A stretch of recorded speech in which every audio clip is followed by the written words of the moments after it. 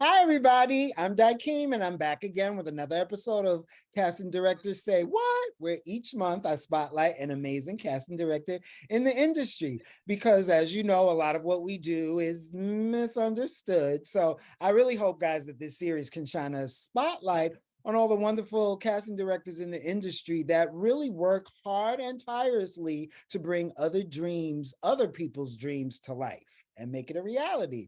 Today we have a very special guest again. I know I say that all the time, but all of them are very special guests.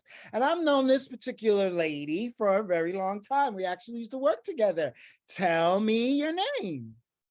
My name is Erica Palgon, and I'm a casting director here in New York City. Hi, Erica. So, Erica, what kind of things do you cast? I cast everything. I've been casting for 30 years.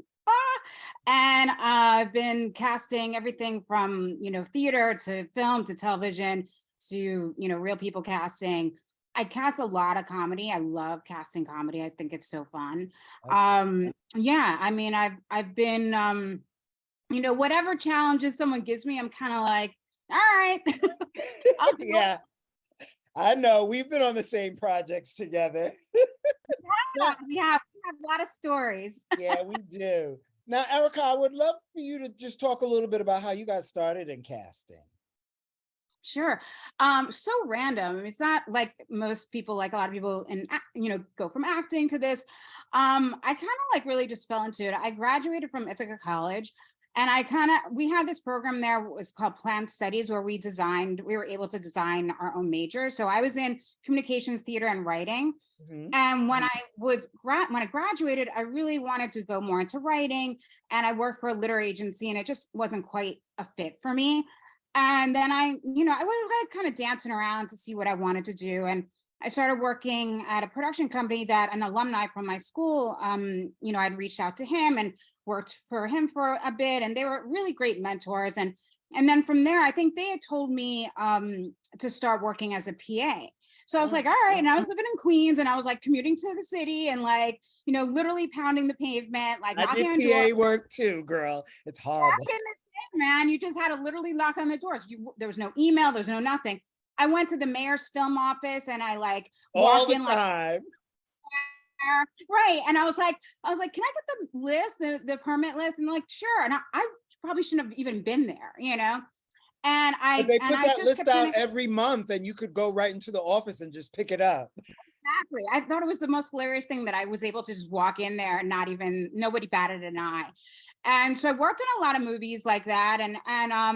And one of the movies I worked on, I was working in the costume department and wardrobe, and it was like a lot of famous people on the film. And I was like, I'm not even a shopper. I wasn't back then. So it was like, what am I doing in this job? And I wound up talking a lot with the casting department, and I was like, what's this? And I was like, oh, I like actors. So, and I was curious, and most of it was more curiosity kept guiding me to different things. And I asked them if they had any like internships there at this casting office, and they didn't, but they referred me to Judy Henderson, and I started working there for about a year. And it's like a small office. I've always worked in small offices.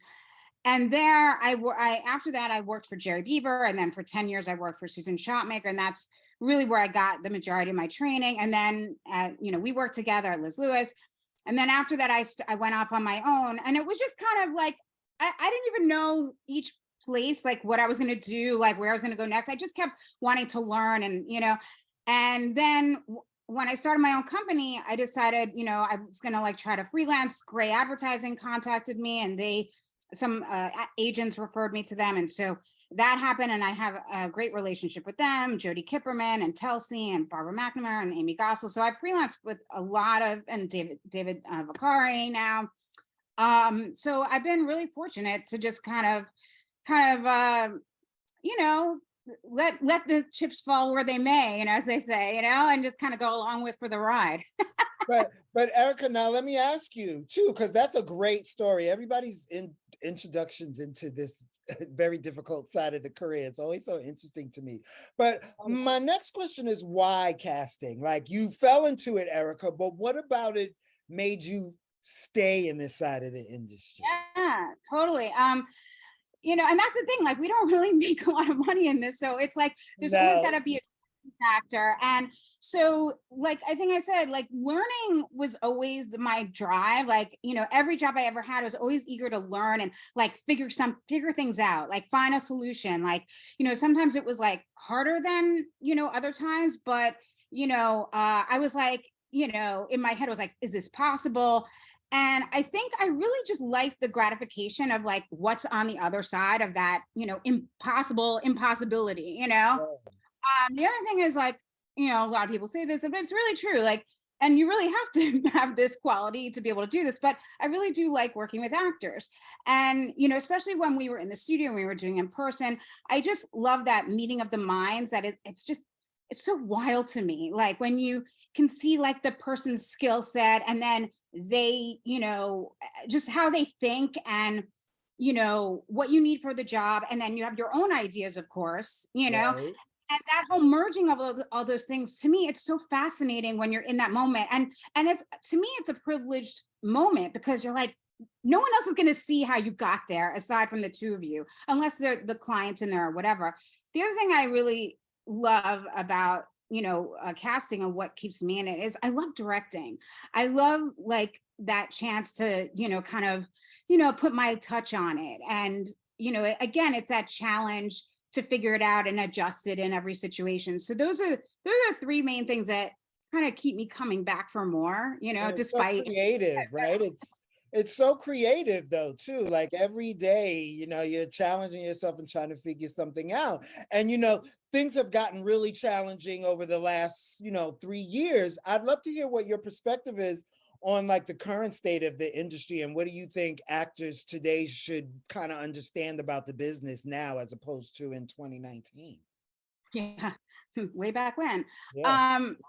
Yeah, it's kind of like, where do you start? For me, I just keep trying to talk to people in the industry on all sides and, be in the know and like get, updated as much as I can.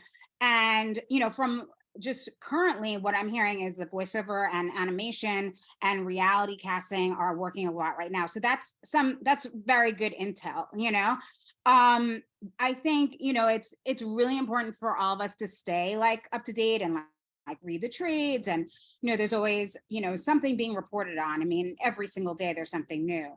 And, across the board, whether it's casting or crew or actors or whatever, it's good for us to like stay fresh with like what we do. For Yeah. me, like I teach acting and like I watch a lot of TV and movies and I listen to podcasts, and it just keeps me alert and like my mind fresh. And I think for actors, it's good for them to like join forces with other actors and see where they can collaborate and maybe create content, Build a even if it's community.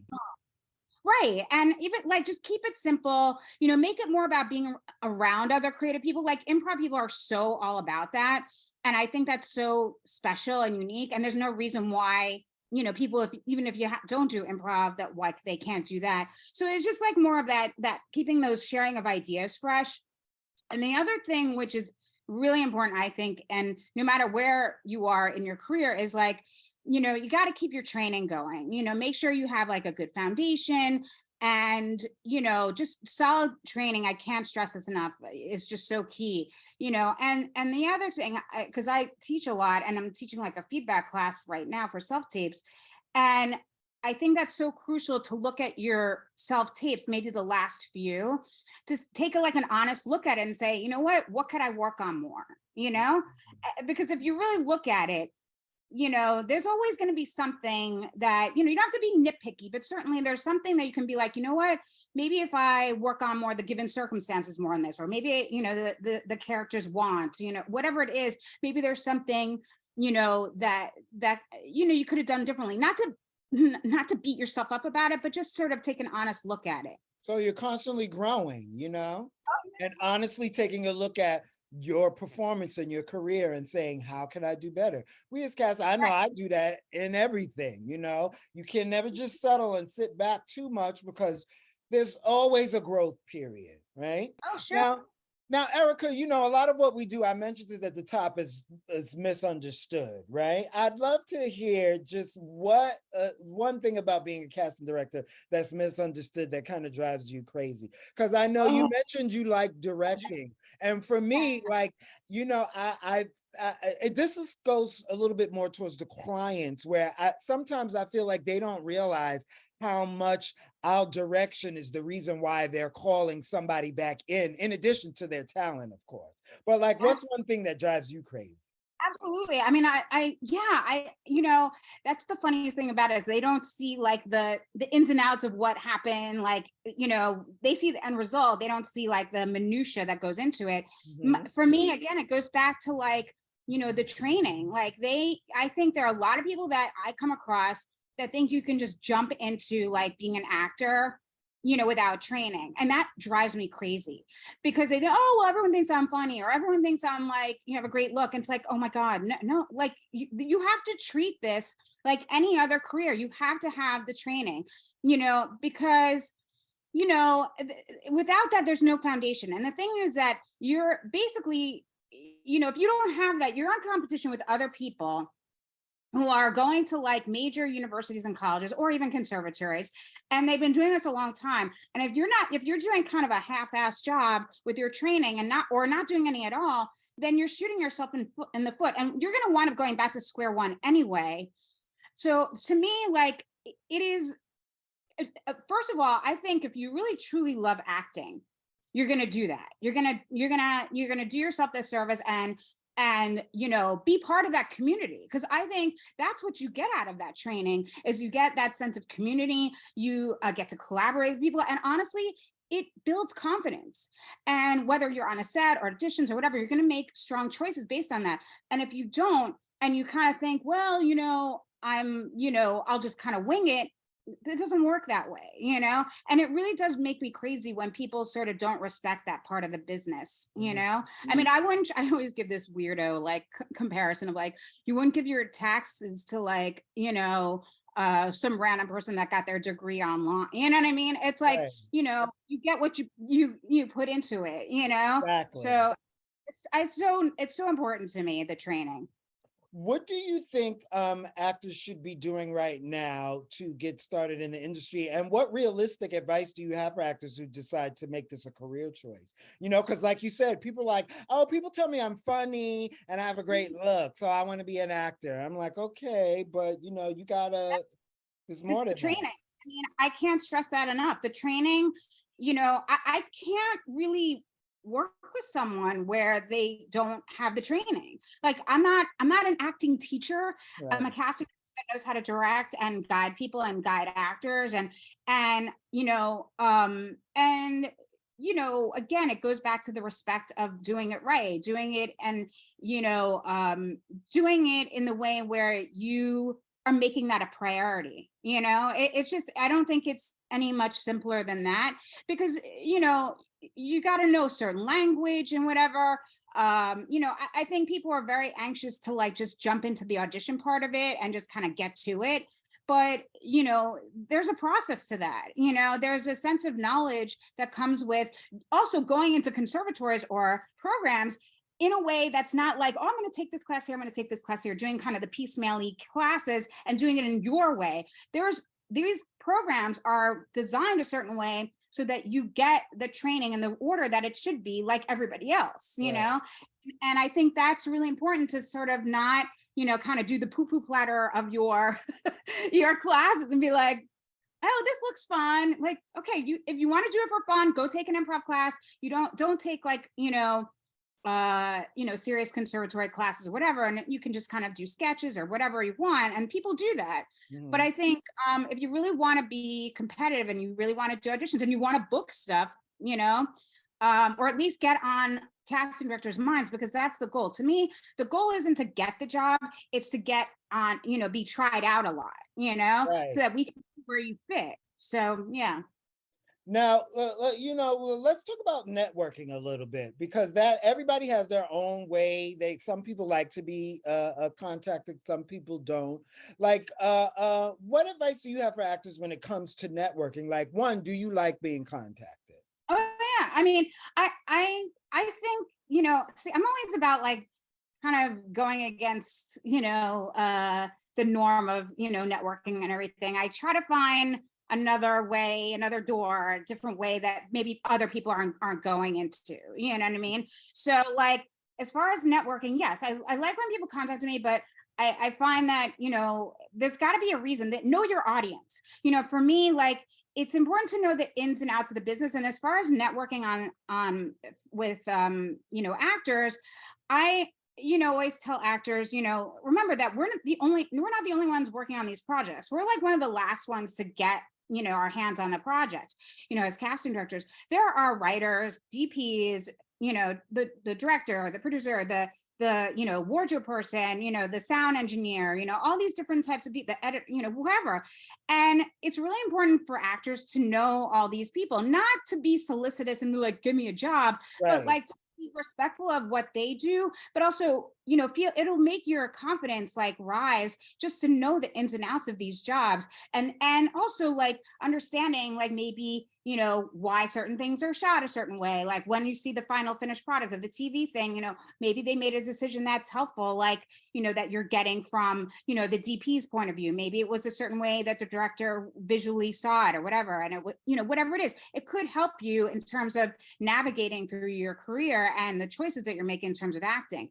But I think all in all, that I think a great way to network is to like I did. I was a PA for a long time on film sets, and to me, I feel like that as an actor, like it's more beneficial for them to get experience that way, on sets rather than being an extra, because PAs are needed and they're needed in different areas. So it's like you're part of a team. So but again, you don't want to do that type of work to solicit work and be like so obvious. You want to like do it to establish who you are, like a hard worker, eager to learn, reliable. These are like important qualities in any career. If you happen to get an acting opportunity out of it, it's like the bonus but not the goal, if that makes sense. I do, and I love that outside the box thinking where it's like, yeah, you can send an email, but why don't you, another way you could get in front of the person's face who you're trying to email is I always tell people that work balance